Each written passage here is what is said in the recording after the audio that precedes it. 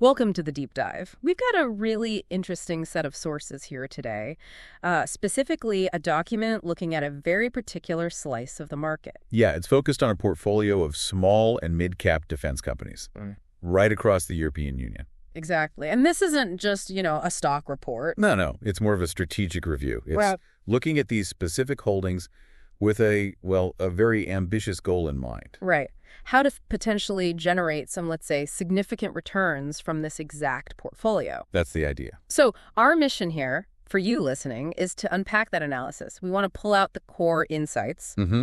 What's actually in the portfolio now? Yeah, why the sector's changing so fast, where this document sees the biggest growth spots. And the path to hitting that target, which, frankly, is pretty aggressive. We need to talk about the risks, too. Absolutely. It's the full picture. The document lays out the current investments, the context of this shifting European defense landscape. And then gives concrete recommendations, all aimed at boosting returns from these specific assets. Okay, let's get into it. What's driving all this? So let's start with the portfolio itself. What does it actually look like right now, according to this document? Well, it's already pretty spread out geographically, Right. across key European countries. Okay, And it covers different areas within defense, some traditional stuff, some newer tech. got it. And like you said, there's this ambitious goal attached. It's not just about holding these stocks. No, definitely not. The target laid out is aiming for a total return of over 50% Over 50%. within the next 5 years. Oh, yeah. Okay, 50% in 5 years. Just to put that in perspective for you, what does that break down to, like, annually? That works out to an annualized compounded return of over 8.4%, Right. which, in portfolio terms, that's aiming high, definitely pushing for strong performance. Is that even, realistic? Does the source suggest it's just wishful thinking, or is there a reason behind it? It calls it aggressive, for sure, but potentially attainable. And the main rationale given is what it calls the current defense super cycle. A super cycle. What do they mean by that in this context? It basically means we're seeing this sustained, really significant increase in defense spending across Europe, Right. unlike anything in decades, really. And the document argues that this trend, combined with the growth potential you often find in smaller, more agile companies, the SMEs. The small and mid-sized enterprises. Exactly. The innovation coming from them creates this opportunity. Okay, so the overall environment is supportive, but hitting 50%, that still sounds like it needs more than just, riding the wave. Oh, absolutely. The document's very clear on that. Yeah. Achieving that kind of return, it demands a higher tolerance for risk, first off, really proactive management, and you need the market to actually recognize and, value these growth stories. So it hinges on picking the right companies. Essentially, yes. Success really depends on selecting companies that can deliver substantial growth in earnings and margins over that time frame. Okay, all right. Let's look at some of the companies currently in this portfolio then. The document reviewed, 14 holdings? That's right, 14 specific names. Let's maybe pull out a few examples just to give you a feel for what's in there and what the source is thinking about them, especially with that ambitious goal in mind. Good idea. Yeah, it goes through each one, their business, financial, strategic importance, how they fit the portfolio's aims. Okay, let's start with QuinetiQ. They're based in the UK. What's the quick take? Right, QuinetiQ. They're essentially a science and engineering firm, pretty central to the UK's defense modernization. Okay. They do R&D, testing and evaluation, uncrewed systems, sensors, kind of a foundational player. And size-wise? They're a mid-cap, market cap is around, 2.5 to 2.75 billion. And financially, the document mentions a recent loss, a pre-tax loss. That sounds, not ideal on the surface. It doesn't, no. And that FY25 loss was mainly due to an impairment charge related to their U.S. business. But the insight from the source is you have to look past that specific number. Their overall revenue is actually up slightly. And, crucially, they have a record order backlog. Record backlog. How much? £5 billion. And a huge chunk of that, £1.54 billion, comes from a long-term extension to a major UK Ministry of Defence contract, the LTPA. LTPA, that's a specific type of long-term deal, isn't it? Yes, the long-term partnering agreement. It's massive, runs for years, and gives QuinetiQ a lot of stability. Okay. The document points out it covers about 75% of their expected revenue for the next fiscal year, FY26. So that stability from big contracts is a definite plus. What about the growth needed for that 50% target? Well, the outlook for FY26 is more modest revenue growth, maybe around 3%. Yeah. But the projections show better profit margins and strong earnings per share growth, like 15–20%. Okay. Plus, they're strategically important, working on next-gen tech like directed energy, hypersonics, and they're winning contracts with NATO allies and the U.S. Army, too. So how does the document kind of summarize their role in this portfolio? The insight is really that the big LTPA contract provides a strong, stable base. That's good. Right. But the business can be lumpy, Yeah.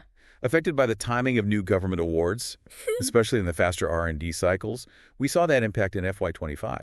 Okay. So because that balanced stability, but maybe more moderate organic growth, the source's initial view on QuinetiQ is hold. Hold. So valuable, foundational, but maybe not the primary engine for those really aggressive returns they're looking for. That seems to be the take, yeah. Okay, interesting. Let's switch gears. A smaller company, Frequentis from Austria. Right. Frequentis, good example of a specialized small cap. Market cap around $630 million, so much smaller. And what do they do? They focus on safety-critical communication and information systems. Think control centers. Ah, okay. Like air traffic control. Exactly, but also for defense, secure military communications, digital towers for military airfields, surveillance systems. And how have they been performing? Pretty consistently delivering double-digit growth. FY24, revenue up over 12%, order intake almost 16% up. Yeah, giving them over $724 million in orders on hand. Profit margins, EBIT margins, are decent, around 6–7%. And the document expects that growth trend to continue. Why are they strategically relevant in this defense push? They're a niche provider, sure, but their systems are critical infrastructure. Right. Often non-discretionary spending, meaning defense forces need to keep these systems updated almost regardless of the budget climate elsewhere. That makes demand very resilient. So they're less affected by spending swings? Somewhat, yes. And they're diversified, too, across civil and defense sectors. That adds another layer of stability. So the insight here is more about resilient, steady growth. Exactly. That non-discretionary nature gives stability, resilient demand. They see it as a lower-risk growth component within the portfolio. And the recommendation. The source views them as an accumulate. Keep adding to the position. Okay. Shifting now to a larger mid-cap, this one from Spain, Indra Sistemas. Indra. Yeah, they're a big tech and consulting group, around $6.4 billion market cap.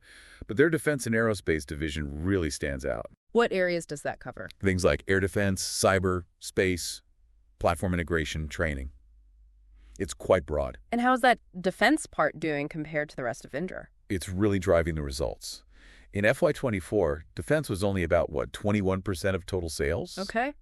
But generated a whopping 42% of the company's core operating profit, the EBIT. Wow. Disproportionately profitable then. Hugely. Defense revenue grew 26% in FY24 and kept up a strong pace, 18% growth, in the first quarter of 2025. Their total order backlog is now over $8 billion. They seem pretty embedded in those big European defense projects, too. Absolutely. They're a key player in major EU programs like the Future Combat Air System, FCAS, right, contributing significantly. Their whole strategy is basically to be Spain's national champion in defense and digital. And the document notes Spanish defense procurement is expected to ramp up significantly, maybe even double in 2025.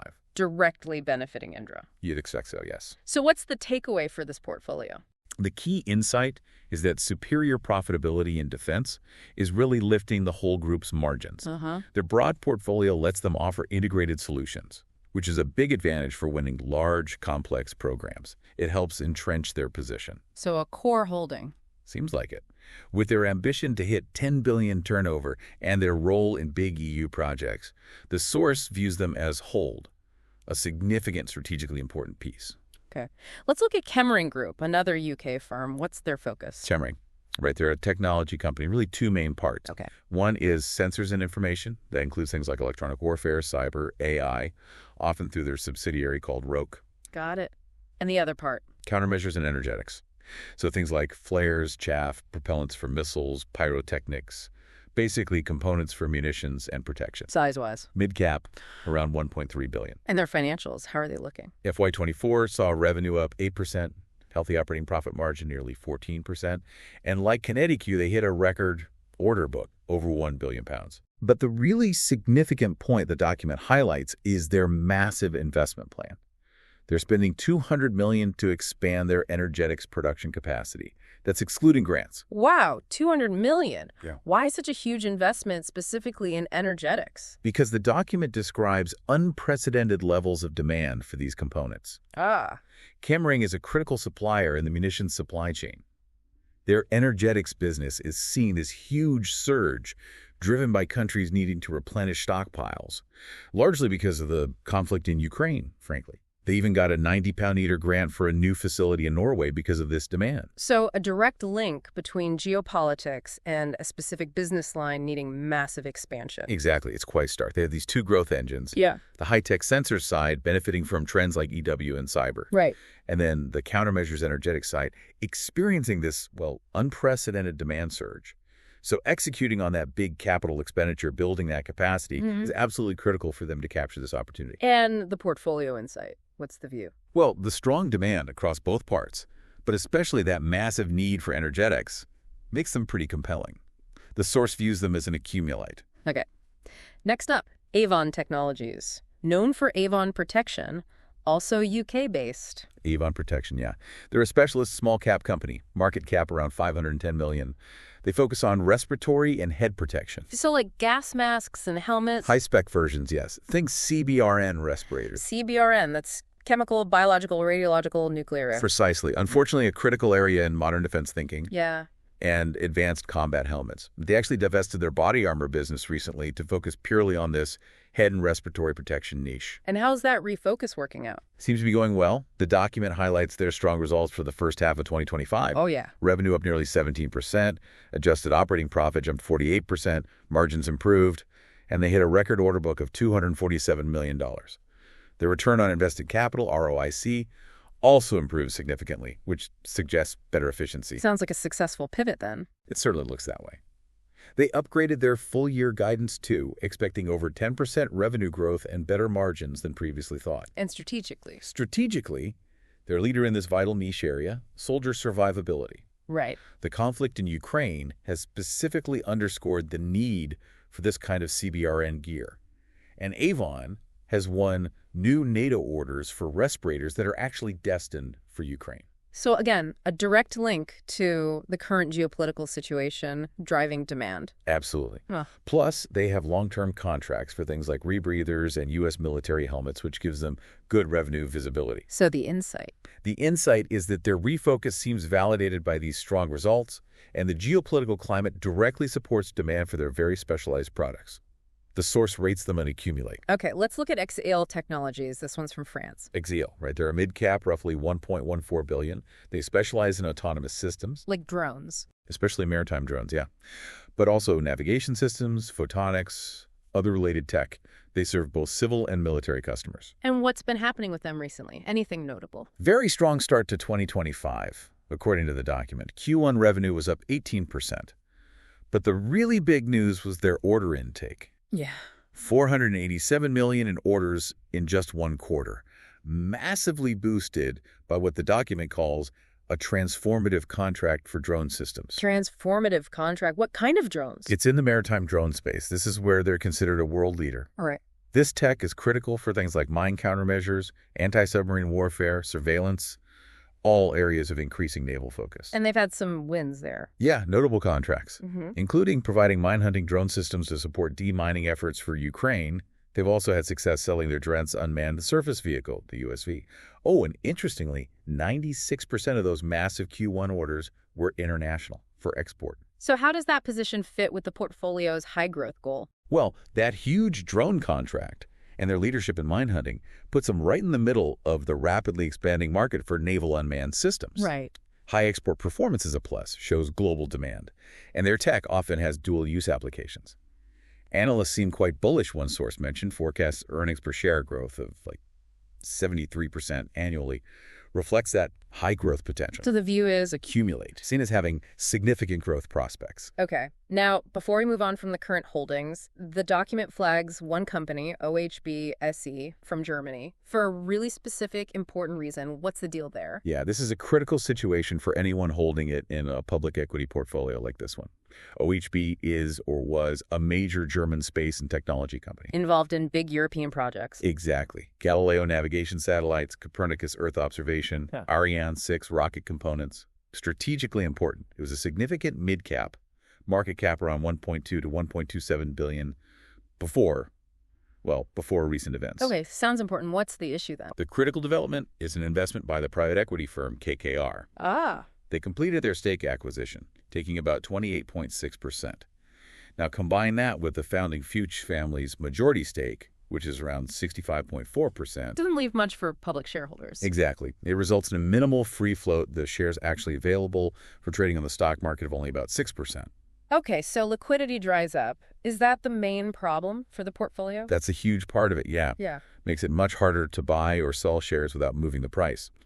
But the absolute crucial point is that OHB has formally announced plans to delist from the stock exchange entirely. Delist. So take the company private, essentially. How does that change things for a public equity strategy? It fundamentally alters the investment profile completely. How so? Once it's delisted, it's just not a publicly traded stock anymore. You lose that accessible liquidity. The company's strategy gets driven privately by the major shareholders, KKR and the Fuchs family. Public shareholders have very limited influence, if any. So even if the underlying business is okay. Right, the core space business might still have potential. But the act of delisting makes it unsuitable for this type of liquid public equity investment portfolio that's trying to achieve specific returns through market trading. So the document's recommendation is pretty clear-cut then. Yes, it's flagged right up front. Critically review, reduce. The strong advice is to seriously consider selling the position due to the planned delisting and that tiny free float. And crucially, redeploy that capital into opportunities that actually fit the portfolio's strategy and ambitious growth target. Okay, that makes sense. A structural change like that forces a rethink. So that gives us a good picture of some key current holdings and how the source assesses them against that ambitious target. Now, let's zoom out a bit.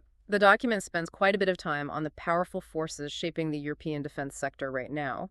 What are the big drivers behind this supercycle you mentioned? Yeah, it really paints a picture of fundamental change. It's driven by, major geopolitical shifts leading to sustained increases in investment. And that's happening alongside rapid technological advancements. Let's break that down, the macro drivers first. What's the number one catalyst? The absolute primary catalyst identified, no surprise really, is Russia's full-scale invasion of Ukraine. Right. That event triggered a profound strategic rethink across Europe regarding defense and security. It's directly fueling this surge we're seeing in national defense budgets. Can we get a sense of the scale? How big is this increase we're talking about? The numbers are pretty stark. Aggregate EU defense spending. It went from about $218 billion back in 2021 to an estimated $326 billion in 2024. And the document projects it could increase by another Euro billion by 2027. Wow, that's a massive jump, a sustained ramp up. Exactly, a huge multi-year increase. Which countries are really leading this spending charge? Well, Germany, with its Zeitenwende, that special 100 billion fund, is now the largest spender in Europe in absolute terms. Over 90 billion now, exceeding NATO's 2% GDP target. All right. Then you have Poland. Poland is now NATO's top spender as a percentage of GDP. They're aiming for an incredible 4.7% in 2025. 4.7%, that's huge. It really is. France and the UK are also clearly increasing spending significantly, aiming for 2.5% or more in the UK's case, maybe 3.5% longer term for France. The key insight here is that the source sees this not as a temporary blip, but as a fundamental long-term strategic realignment, a secular shift. Beyond the individual countries opening their wallets, is the EU itself playing a more direct role now in supporting the defense industry? Absolutely. That's another key part of the picture. There are significant EU-level initiatives aimed squarely at strengthening what they call the EDT, the European Defense Technological and Industrial Base. Okay, like what? Well, there's the European Defense Fund, the EDF. It's got a reinforced budget, $7.3 billion through 2027. And its job is to foster collaborative R&D. On specific technologies? Yes. Prioritizing critical tech areas, cyber, space, future air combat systems, disruptive innovation. And importantly for this portfolio, they have specific measures and funding pots, like EUDIS, aimed directly at supporting SMEs and midcaps. Over $1 billion was unlocked just for the 2025 work program. And what about the European Investment Bank, the EIB? I usually associate them more with, infrastructure or green projects. They've explicitly stepped up. Their Strategic European Security Initiative, CII, is now a permanent lending priority. And crucially, it has no predefined funding ceiling. No ceiling? No ceiling. They're offering enhanced support specifically for innovative SMEs, too, through things like venture debt, credit lines, equity investments, via the new Defense Equity Facility. So how do these EU initiatives, the EDF and EIB actions, directly help the smaller and mid-cap companies that this portfolio is focused on? That's a really crucial connection the document makes. These programs are designed to bolster the whole defense industrial base by supporting the SMEs. How? They help accelerate R&D for smaller firms. Yeah. They lower the barriers to market entry, making it easier for innovative companies to compete for contracts. And they provide funding to help these agile companies scale up production or capabilities when they win business. It creates a more dynamic ecosystem. Okay, so it's fostering that layer below the huge defense primes. Exactly. Helping those smaller players thrive, become key suppliers, or even partners on bigger programs. So powerful tailwinds then. Increased national budgets, plus targeted EU support. Within that context, what are the specific thematic growth areas the document identifies? Where's the highest potential? It highlights several key areas, often reflecting, lessons learned from recent conflicts and where military tech is heading. I'm guessing unmanned systems, drones, has to be high on that list. Undeniably. Top of the list, really. Yeah. The role of UAS, unmanned aerial systems, and other unmanned platforms has been proven absolutely critical. In Ukraine, especially. Exactly. For ISR intelligence, surveillance, reconnaissance, but also for combat, logistics, it's changing everything. So that's driving huge investment, not just in the drones themselves, but also in counter-drone tech. Right. How to stop them. Precisely. We saw earlier how companies like Exail, especially in the maritime drone space, are right in the sweet spot for this. It's fundamentally altering battlefield dynamics. Cybersecurity and electronic warfare, or EW, must be right up there too. Increasingly critical. Cyber is now widely considered the fifth domain of warfare, alongside land, sea, air, and space. Okay. So there's escalating demand for robust cybersecurity solutions and sophisticated EW systems. Things that can jam or spoof any communications and sensors. We saw this potentially relevant for Chemring's rogue business and Indra too. The EDF specifically prioritizes funding R&D here. And space. Modern militaries seem totally reliant on satellites now. Absolutely indispensable for everything from ISR, communications, PNT, that's positioning, navigation, and timing. Like GPS, but military grade. Exactly. And things like missile early warning. There's a major push for European strategic autonomy in space, meaning not relying on others. Right. While OHB was a big player here and is now being divested, other companies are relevant. Exail has navigation tech. Potential new additions like AVON focus on rocket propulsion to get satellites up there. Mynaric on laser communications between satellites. Space is also becoming a contested domain, which drives demand for more resilient sovereign capabilities. AI, artificial intelligence, is transforming almost every sector. How's it impacting defense according to the document? It's seen as rapidly transforming military capabilities across the board. Like how? Analyzing vast amounts of surveillance data much faster, enabling more autonomous systems, drones, vehicles enhancing cyber operations, optimizing logistics and planning. The EU's own Strategic Compass policy document highlights its importance. And companies are integrating this. Yes, the document mentions companies like Exail, Hensoldt, Chemring's Roke integrating AI into their offerings. There's a lot of focus on developing trustworthy AI for defense use. What about advanced materials? Less flashy maybe, but important. Foundational, really. Yeah. Needed for better performance. Think stealth coatings, lighter and stronger armor, more efficient engines, heat-resistant materials. Chemring's energetics work touches on this. There are EU projects specifically looking at next-gen materials, too. Okay. And finally, the document mentions C4I Star systems. That's a mouthful of an acronym. It is. C4I Star. It stands for Command, Control, Communications, Computers, Intelligence, Surveillance, Target Acquisition, and Reconnaissance. Right. Basically connecting everything. Pretty much. It's all about integrating these different elements to achieve information superiority on the battlefield, enabling network-centric operations, ensuring different systems and allies can talk to each other interoperability. And companies involved? We saw Indra and Frequentis earlier. Others mentioned include Cohort and potential new add Hensoldt. They provide the hardware and software needed for this integrated approach. It seems really clear from this why smaller, more agile companies are so crucial in many of these high-tech areas. They can potentially innovate faster than the giants. Exactly. The document repeatedly highlights SMEs as a wellspring of disruptive innovation. Their agility lets them respond much more quickly to new threats or new technological opportunities. This also makes the successful ones really attractive acquisition targets for the big defense primes who want to buy rather than build that cutting-edge capability quickly. And those EU funding initiatives help nurture this. Precisely. Things like the EIF's Defense Equity Facility are specifically designed to foster this ecosystem of innovative smaller companies. Okay. So we have this incredibly supportive backdrop, strong spending, EU support, clear high-growth technology themes. How does the document recommend you, the portfolio manager, actually enhance the portfolio to capture this opportunity and realistically aim for that 50% target? Right. The document is very clear. Hitting a target that ambitious, it needs more than just sitting back and holding the current names. It demands proactive management and a very sharp strategic focus. What's the first step it recommends? Where do you start? Strategic rebalancing. It comes back to that point we discussed earlier about holdings that no longer fit. Like OHB. Exactly like OHB. With its planned delisting and minimal free float, it needs to be critically evaluated. The recommendation is pretty blunt. Consider divesting or reducing exposure there and, importantly, redeploy that capital. And where should that capital be redeployed? What's the next step? Into new opportunities. The second strategy is the introduction of new high-growth companies. Okay. The document identifies several potential candidates for consideration. Companies that are strongly exposed to those key thematic growth areas we just talked about. Let's look at some of those potential new additions then. Hensoldt AG from Germany is mentioned. What's the story there? Right, Hensoldt. They're identified as a leading German sensor house.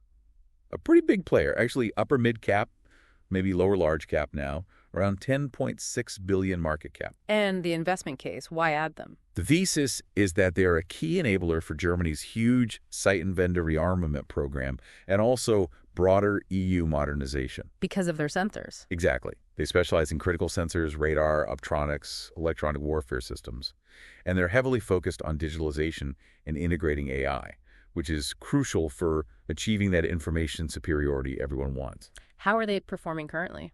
They've shown strong momentum. Q1 2025 saw significant organic revenue growth, 20% in their core business, and they have a record backlog, 6.9 billion. Their guidance for FY25 looks solid, and they've actually raised their long-term ambition, aiming for 6 billion in revenue by 2030. What could really drive their growth going forward? Specific catalysts? Well, winning major German and EU contracts, obviously, successfully integrating acquisitions they've made, and continuing their expansion into AI and cyber applications. Risks. The usual suspects for a company like this: execution risk on big, complex programs, potential supply chain issues, maybe integrating acquisitions smoothly, and valuation might be a factor too. Okay. How about Avio SPA from Italy, smaller company? Yeah, Avio is more small to mid-cap, around €500 million market cap. They specialize in space propulsion. Rocket engines. Pretty much. Solid and liquid rocket motors for European space launchers like Vega and Ariane.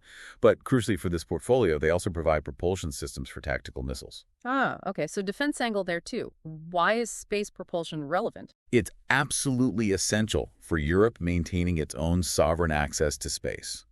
Launching satellites is vital for military comms, ISR, navigation, as we discussed. Right. And their expertise, particularly in solid rocket motors, is highly sought after for tactical missiles. That makes them a key player in that supply chain. They actually have contracts with the U.S. Army and the big European missile house MBDA. And financials? Looking promising. Their Q1 2025 net revenues were up significantly, 37%. And they have a strong order backlog, over 1.7 billion, which gives good visibility. They've confirmed their 2025 guidance. What are the potential catalysts for Avio? Things like increased launch rates for the new Vega C and Ariane 6 rockets, winning new missile contracts, developing upgraded motor technology, maybe expanding their U.S. defense business. And the risks? Main risks would be dependence on those big institutional space programs, competition in the commercial launch market, and execution risk on developing new tech. Okay. Now, the document also flags Chemring AG, another German company, but it seems to come with a pretty big warning label, right? Absolutely.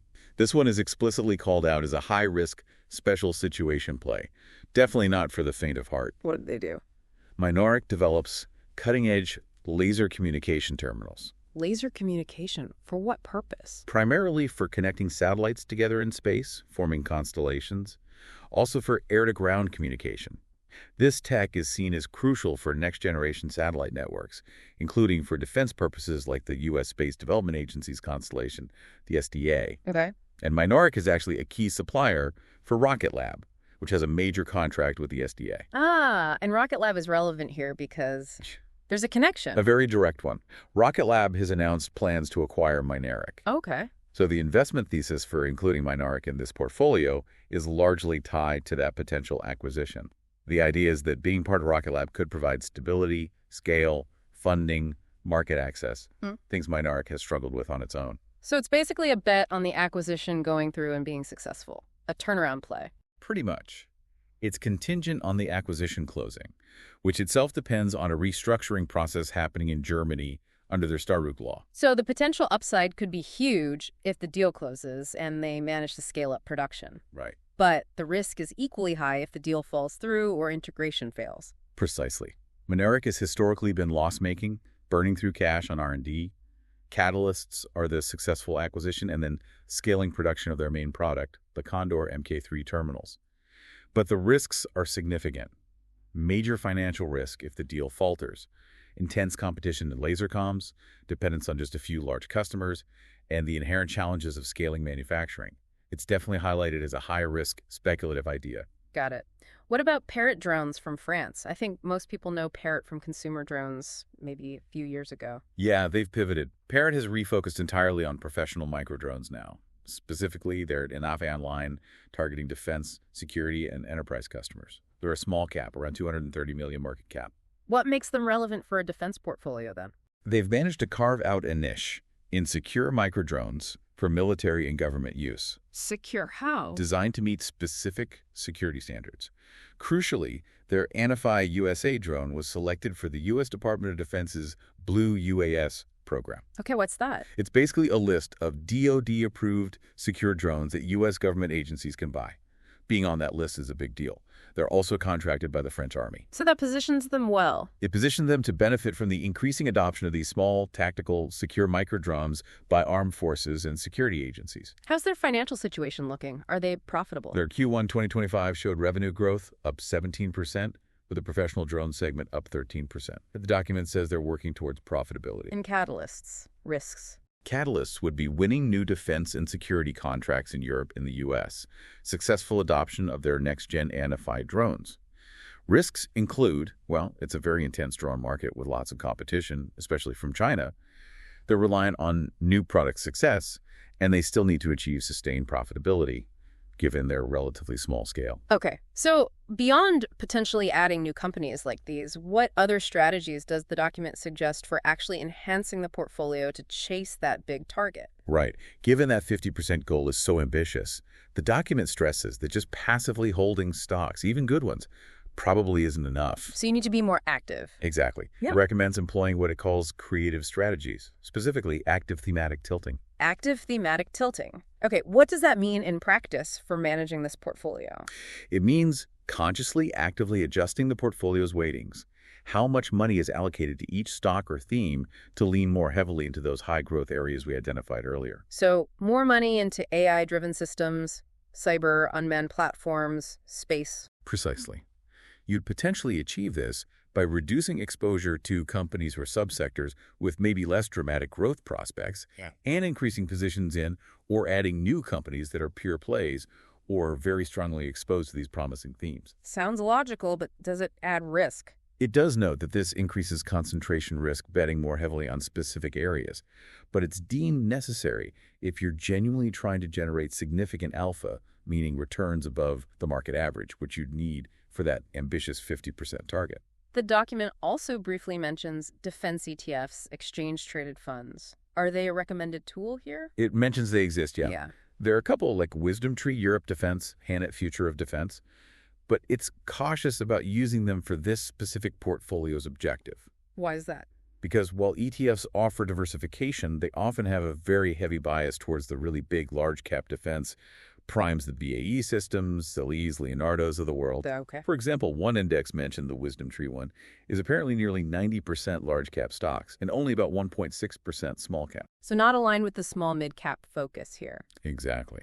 For a portfolio specifically focused on achieving high growth from small and mid-caps, the document suggests that individual stock selection, carefully targeting those specific thematic opportunities, is likely to be far more impactful than buying a broad, large-cap, heavy ETF. The E's focus on funding defense SMEs also kind of underscores the potential value seen in specialized SME investment. Makes sense. And finally, it mentions geographic rebalancing. What's the thinking there? Yeah. The strategy involves potentially increasing exposure to countries that are showing exceptionally strong and visible defense spending growth. Like Poland and Germany? The examples given. Poland targeting that 4.7% of GDP spending by 2025, Germany with its massive special fund.